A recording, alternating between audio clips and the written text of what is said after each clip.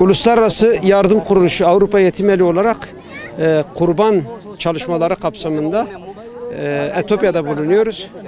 Dünyanın birçok yerine giden ekiplerimiz gittikleri yerde kurban kesimi öncesi çeşitli yardım faaliyetlerinde bulunuyorlar.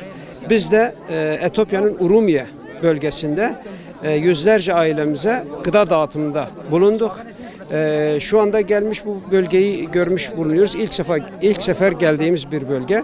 Hakikaten yoksulluğun had safhada olduğu, her şeye ihtiyacın olduğu bir bölgedir. Ne dağıtabilirsek bu bölgede hangi yardım faaliyetini yaparsak buna ihtiyaç vardır. Milletin durumu çok zor, şartları zor. Bundan önceki dönemlerde uzun bir kuraklık geçiren bir bölge. Hayvanlar konusunda sıkıntı yaşanmış.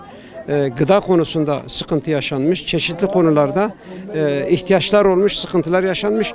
Biz de bu sıkıntılara bir nebze çare olmak adına gelip buralarda çeşitli yardım faaliyetlerinde bulunuyoruz. Şu andaki alanda yüzlerce ailemize gıda dağıtımında bulunduk.